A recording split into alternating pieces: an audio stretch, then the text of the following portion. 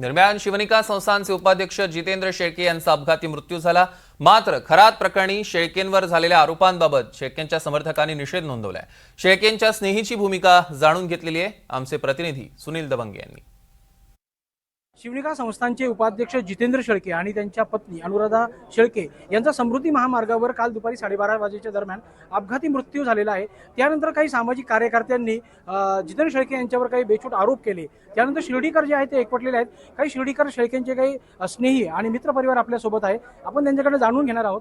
मला सांगा की कशा पद्धतीने भाऊसाहेब हे सगळं प्रकरण होतं, जितेंद्र शेळकेंवर काय आरोप केले, काय वाटतं तुम्हाला एकंदरीत? काल अपघातानंतर काही तथाकथित स्वयंघोषित समाजसेवक आणि काही पक्षाच्या प्रवक्त्या यांनी त्यांच्या कॅबिनमध्ये बसून एसी कॅबिन बसून घटनेची परिस्थिती माहिती न घेता, खरी वस्तुस्थिती जाणून न घेता त्याबाबत विश्लेषण केलेलं आहे। ते अतिशय चुकीचं आहे। कारण घटना कुठं घडली हे त्यांना अनेकांना माहीत नव्हतं। घटना ही नगर जिल्ह्यामध्ये घडली असताना ते नाशिक जिल्ह्यात घटना घडली असं दाखवत आहेत। तसंच त्यांना दाखवलंय की हे शिवनिका ट्रस्टचे उपाध्यक्ष होते। जे एखाद्या ट्रस्टचं उपाध्यक्ष असणं किंवा एखाद्या संस्थेचं पदाधिकारी असणं हा काही गुन्हा नाहीये। वैयक्तिगत शेळके यांच्यावर कुठल्याही स्वरूपाचा गुन्हा दाखल नाहीये आणि गुन्हेगार नसल्यामुळेच पोलिसांनी त्यांना अटक केली नाही किंवा त्यांना आरोपी म्हणून सुद्धा घेतलेलं नाही। असं असतानाही त्यांच्यावर अशा प्रकारचे आरोप करून त्यांना या केसमध्ये बदनाम करण्याचा प्रयत्न त्या तथाकथित समाजसेवकांनी आणि काही प्रवक्त्यांनी केलेला आहे।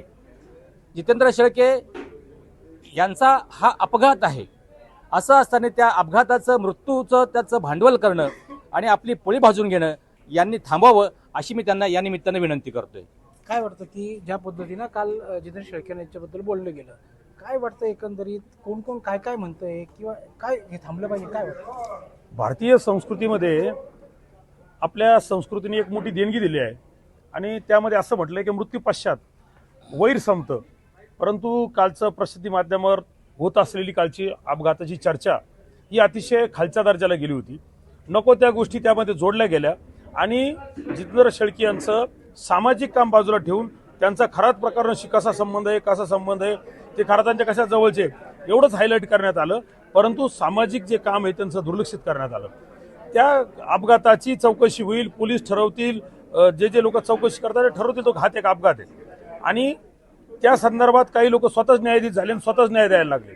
काही प्रवक्त्यांनी, काही सामाजिक कार्यकर्त्यांनी, काही ज्येष्ठ पत्रकारांनी, ज्या ज्येष्ठ पत्रकारांचं लोक आवडीने विश्लेषण बघतात त्यांनी डायरेक्ट असं सांगितलं की त्या शिवनिका संस्थान समोर तो अपघात झाला आणि त्या अपघातापासून ते शिवनिका संस्थान जवळजवळ 50 ते 60 किलोमीटर दूर आहे। शिवनिका संस्थान हे वावी हद्दीमध्ये येतं, ते सिन्नर तालुका नाशिक जिल्हा येतो। जो अपघात घडला तो कोपरगाव तालुका अहल्यानगर जिल्हा येतो आणि याच्यामध्ये 50-60 किलोमीटरचं अंतर आहे। ही साधी गोष्ट या लोकांना समजू नये। केवळ आपल्याला स्वतःला TRP मिळावा, त्याचा राजकीय लाभ मिळावा, आपण प्रसिद्धीला झोतात राहावं यासाठी काही लोकांनी जितेंद्र शेळके आणि त्यांच्या पत्नीची बदनामी केली। आमच्या समस्त शिर्डीकरांचे भावना दुखावलेल्या आहे। मी या लोकांना विनंती करतो, तुमच्यात जर माणुसकी शिल्लक असेल तर तुम्ही सर्वांनी याची जाहीर माफी मागितली पाहिजे आणि तुम्हाला माहिती हवी असेल तर तुम्ही शिर्डीकरांना संपर्क करा, आम्ही तुम्हाला सविस्तर माहिती देऊ।